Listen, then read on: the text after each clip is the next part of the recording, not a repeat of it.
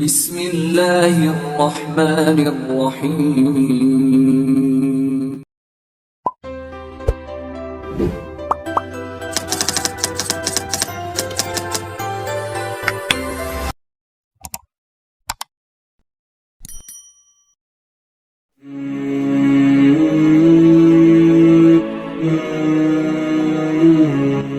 خطیب ارسلان خان حقانی اور آپ دیکھ رہے ہیں حق کی آواز 2۔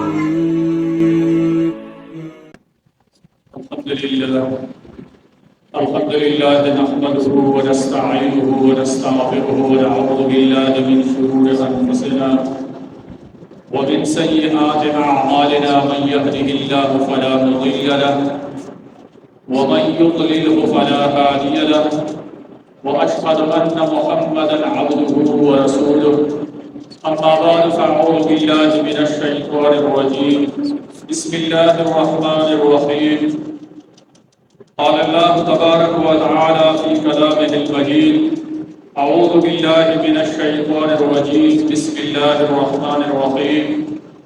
إن الدين عند الله الإسلام، وما اختلف الذين أوتوا الكتاب إلا من بعد ما جاءهم البينات.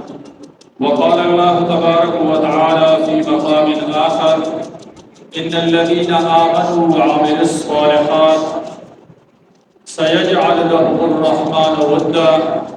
وقال النبي صلى الله عليه وسلم: المسلم من سلم المسلمون من لسانه ويده، أو كما قال عليه الصلاة والسلام: إن الله وملائكته يصلون على النبي يا أيها الذين آمنوا صلوا عليه وسلموا تسليما.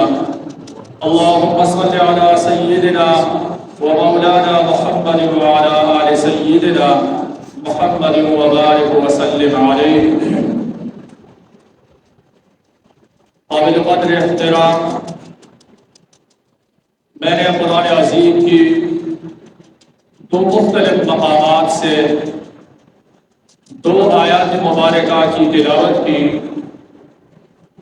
اور جناب رسول اللہ صلی اللہ علیہ وسلم کی ایک مختصر حدیث مبارک بھی تلاوت کی۔ اللہ تبارک و تعالی اور اس کے پیارے حبیب صلی اللہ علیہ وسلم نے ہمیں ان آیات مبارکہ اور حدیث مبارک میں معاشرت کے بہترین اور انمول اصول بیان فرمائے ہیں کہ دنیا کے اندر زندگی گزارتے ہوئے آپس میں انسانوں کا ایک دوسرے کے ساتھ رویہ، برتاؤ، رہن سہن یہ کس طرح ہونا چاہیے، کیونکہ ہم دیکھتے ہیں کہ کوئی بھی سی دو چیزوں کو جوڑنے کے لیے اللہ تبارک و تعالی نے کسی تیسری چیز کو پیدا فرمایا ہے۔ وہ دو چیزیں اس وقت تک جوڑ نہیں سکتے جب تک وہ تیسرا چیز اس میں عمل درآمد نہ کرے۔ اس کی مثال ایسی ہے جیسے کہ ہم دیکھتے ہیں کہ دو اینٹوں کو ملانے کے لیے اللہ تعالیٰ نے سیمنٹ کو پیدا کیا ہے۔ جب تک سیمنٹ نہیں ہوگا تو دو اینٹ آپس میں نہیں مل سکتے۔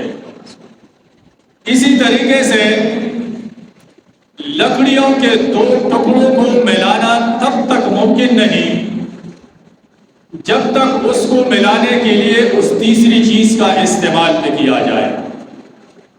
اور ہر چیز کی ملانے کے لیے اللہ تبارک و تعالی نے الگ الگ چیزوں کو پیدا فرمایا ہے۔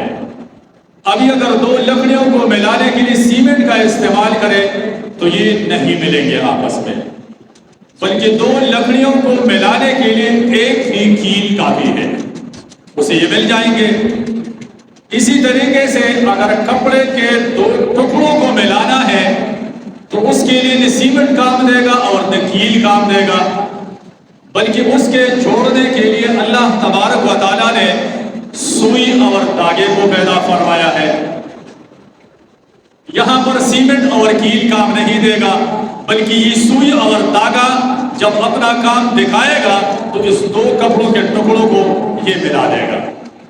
इसी तरीके से लोहे के दो टुकड़े हैं, तो अगर इनके मिलाने के लिए सीमेंट का इस्तेमाल करें नहीं होगा, कील का इस्तेमाल करें नहीं होगा, धागा और सुई का इस्तेमाल करके नहीं जोड़ेंगे, बल्कि इसके मिलाने के लिए वेल्ड मशीन चाहिए होगा। जब वेल्ड मशीन के दो टांके लगेंगे तो ये बड़े बड़े टुकड़े लोहे के ये मिल जाते हैं। अभी इसी तरीके से अल्लाह तबारक व तआला ने दुनिया के अंदर ये 3-4 तो मैंने मिसालें दी है।